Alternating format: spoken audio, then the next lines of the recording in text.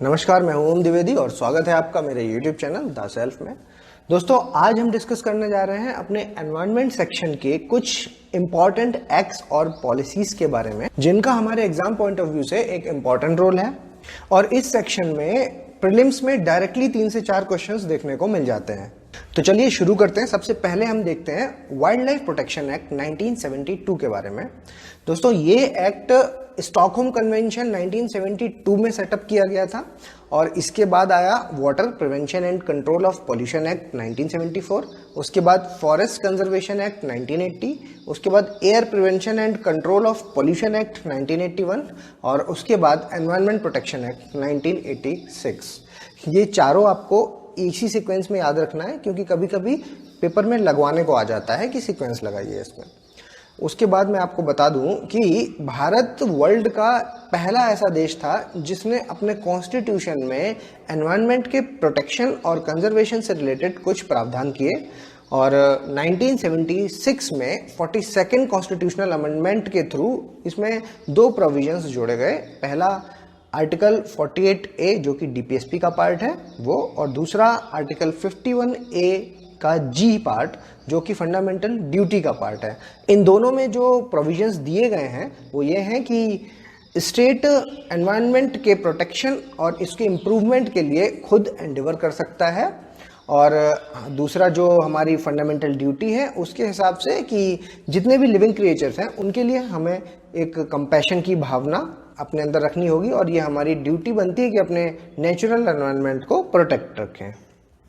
दोस्तों, wild life protection act 1972 एक important judgement है, क्योंकि इसमें फॉरेस्ट, जिसमें कि वाइल्ड लाइफ इंक्लूड है, इसको शेड्यूल 7 के अंडर में स्टेट सब्जेक्ट बना दिया गया था और पार्लियामेंट के पास कोई भी पावर नहीं है इसके लिए रूल्स या लॉज बनाने के लिए, बशर्ते कुछ आर्टिकल्स जैसे कि आर्टिकल 249, 250, 252 को छोड़ के, क्योंकि ये सारे आर्टिकल वो हैं जहां पर पार्लियामेंट स्टेट लेजिस्लेचर के ऊपर सुपरसीड करने की पावर रखती है। उसके बाद इस एक्ट को कई बार अमेंड किया गया, जैसे कि 1982 में, 1986 में, 1991 में और 1993 में इसके इफेक्टिव इम्प्लीमेंटेशन के लिए। अब हम बात कर लेते हैं वाइल्ड लाइफ प्रोटेक्शन एक्ट 1972 के कुछ फीचर्स के बारे में। दोस्तों, इस एक्ट के शेड्यूल 1 से लेके 5 तक वाइल्ड लाइफ के सर्वाइवल के रिस्क से संबंधित है, यानी कि फौना से संबंधित है, और इसमें ट्रेडिंग पूरी तरह से प्रोहिबिटेड किया जाता है। वहीं शेड्यूल 6 जो कि 1991 में ऐड किया गया था, इसमें प्लांट स्पीशीज को ऐड किया गया है, यानी कि इसमें फ्लोरा को ऐड किया गया है। तो शेड्यूल 1 से लेके शेड्यूल 6 तक पूरा फ्लोरा और फौना को इंक्लूड किया गया है। और उसके अलावा 1991 के अमेंडमेंट के बाद स्टेट गवर्नमेंट की जो पावर्स हैं वो पूरी तरह से विड्रॉ कर ली गई और अब state government is not empowered to declare any wild animal as vermin. Vermin का मतलब आत्मघाती जानवरों से है जो नुकसान पहुंचा सकते हैं। अब हम देख लेते हैं एनवायरनमेंट प्रोटेक्शन एक्ट 1986 के बारे में।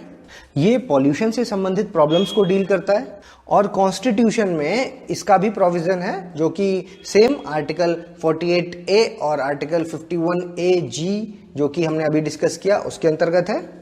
इस एक्ट के तहत सेंट्रल गवर्नमेंट कुछ मेजर्स ले सकती है to prevent and control of pollution, और दूसरा सेंट्रल गवर्नमेंट एस्टेब्लिश कर सकती है एक इफेक्टिव मशीनरी को जिससे कि एनवायरनमेंट को प्रोटेक्ट और इंप्रूव किया जा सके।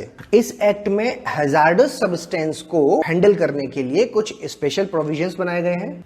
इस एक्ट के तहत सेंट्रल गवर्नमेंट ने कुछ इश्यू किए हैं इंडस्ट्री से रिलेटेड डायरेक्शंस, उसके ऑपरेशंस, उसमें क्या क्या रोका जा सकता है यानी प्रोहिबिशंस, क्लोजर और उसके रेगुलेशन से संबंधित।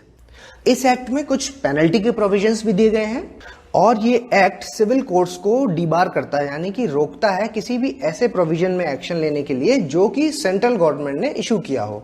अब हम देखते हैं नेशनल फॉरेस्ट पॉलिसी 1988 के बारे में, जो कि एनवायरमेंटल स्टेबिलिटी और इकोलॉजिकल बैलेंस को मेंटेन करने के लिए बनाई गई थी। और इसके ऑब्जेक्टिव्स की बात करें तो कंट्री के नेचुरल हेरिटेज को कंजर्व करना, सॉइल इरोजन को चेक करना, डेजर्ट के एरिया के एक्सटेंशन को चेक करना, फॉरेस्ट कवर को एफॉरेस्टेशन के थ्रू और सोशल फॉरेस्ट्री प्रोग्राम्स के थ्रू बढ़ाना, फॉरेस्ट से संबंधित प्रोडक्टिविटी को बढ़ाना ताकि इसेंशियल नीड्स को फुलफिल किया जा सके, फॉरेस्ट प्रोड्यूस का एफिशिएंट यूटिलाइजेशन करना, और सबसे important involvement of local community in protection, conservation and management of forest. इसके अलावा बायोडाइवर्सिटी और जेनेटिक रिसोर्सेज को कंजर्व करना थ्रू एक्स-सीटू और इन-सीटू कंजर्वेशन मेजर्स। अब हम देख लेते हैं बायोलॉजिकल डाइवर्सिटी एक्ट 2002 के बारे में, जो कि United nation conservation of biodiversity act 1992 के ऑब्जेक्टिव्स को रियलाइज करके बनाया गया था।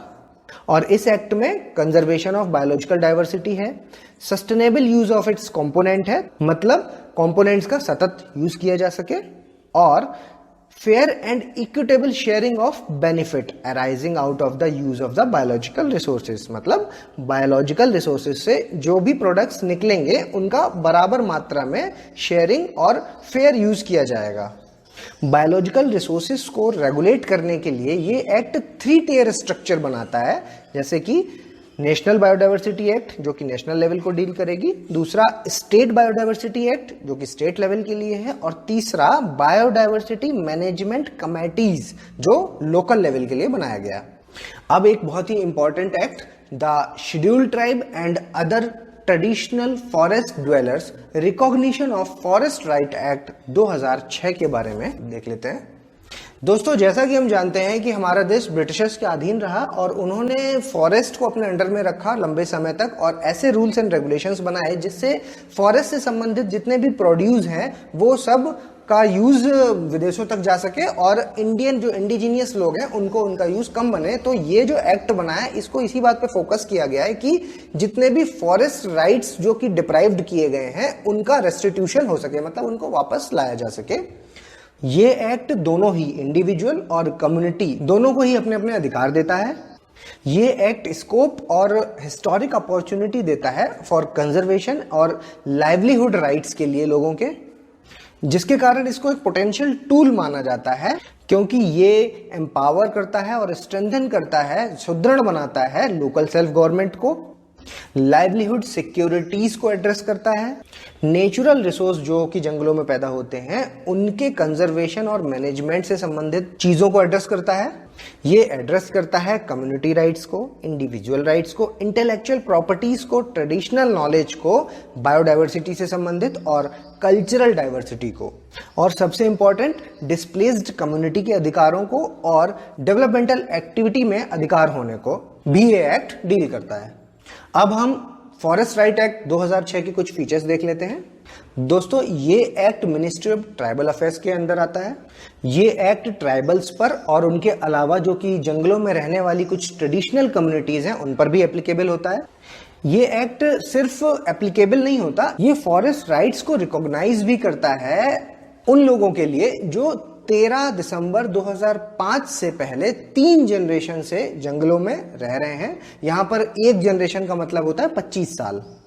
फॉरेस्ट के लैंड्स पर जो ये ट्राइबल्स मैक्सिमम अधिकार जमा सकते हैं वो है 4 हेक्टेयर का, और इस एक्ट में national park, wild life sanctuaries को इंक्लूड किया है along with reserve forest, protected forest for the recognition of the rights. ये एक्ट ओनरशिप राइट्स को रिकॉग्नाइज करता है, जिससे कि वहां पे प्रोड्यूस होने वाले सामान को कलेक्ट किया जा सके, उसका प्रयोग किया जा सके और उसको बेचा भी जा सके। ऐसी सारी चीजें जो ट्रेडिशनली वो लोग कलेक्ट करते आए हैं, गांव के अंदर से भी और गांव के अपने बाहर से भी। और ये अधिकार हेरिटेबल तो है लेकिन एलिएनेबल नहीं है, यानी कि इस अधिकार को आप अपने वंश से तो पा सकते हैं लेकिन ट्रांसफर नहीं कर सकते किसी दूसरे को। और इस एक्ट में ग्राम सभा को एक कॉम्पिटेंट अथॉरिटी बनाया गया है ताकि वो कम्युनिटी के और इंडिविजुअल्स के जो एक्सटेंशन है और उनके राइट्स का डिटर्मिनेशन है जो वो कर सके। अब हम देख लेते हैं कोस्टल रेगुलेशन जोन को। दोस्तों, ये जोन्स 1991 में इशू किए गए और उसके बाद 2011 और 2018 में ये एक्ट 2 बार अमेंड भी हो चुका है। इस पॉलिसी का एम कोस्टल जोन को और उसमें होने वाली डेवलपमेंटल एक्टिविटीज को प्रोटेक्ट करना है, जिसके तहत 4 जोन्स को बनाया गया है। CRZ1 यानी कि कोस्टल रेगुलेशन जोन 1, जिसके अंतर्गत इकोलॉजिकल सेंसिटिव्स आते हैं। सेकेंड जोन के अंदर built up area, third zone के अंदर रूरल एरिया और चौथे जोन के अंदर वाटर एरिया समाहित है। सबसे पहले हम देख लेते हैं CRZ1 जो कि इकोलॉजिकल सेंसिटिव के बारे में बात करता है। इकोलॉजिकल सेंसिटिव से मतलब है mangroves, coral reefs, sand dunes, mud flats, national park, marine parks, sanctuaries, reserve forest और ऐसे सभी एक्ट जो कि वाइल्ड लाइफ प्रोटेक्शन एक्ट 1972 के अंदर आते हैं और फॉरेस्ट कंजर्वेशन एक्ट 1980 के अंदर आते हैं। उसके अलावा एनवायरनमेंट प्रोटेक्शन एक्ट 1986 के अंतर्गत आते हैं, जिसमें कि बायोस्फीयर रिजर्व्स को इंक्लूड किया गया है। दोस्तों इसमें salt marshes, turtle nesting ground, horse shoe crab heritage, sea grass beds, nesting grounds of birds, areas और स्ट्रक्चर ऑफ आर्कियोलॉजिकल इंपॉर्टेंस और हेरिटेज साइट्स को भी इंक्लूड किया गया है। और दूसरा इसमें वो एरिया भी इंक्लूड किया गया है जो लो टाइड लाइन और हाई टाइड लाइन के बीच में आता है। वहीं CRZ2 की बात करें तो इसमें वो एरिया आता है जो शोर लाइन के पास है और म्युनिसिपल लिमिट्स में आता है। और CRZ3 में वो सारा एरिया है जो CRZ1 और CRZ2 में नहीं आता। उसके अलावा CRZ4 में वो एरिया है जो कि एक्वेटिक एरिया कहलाता है, लो टाइड लाइन से लेके टेरिटोरियल लिमिट तक के बीच में।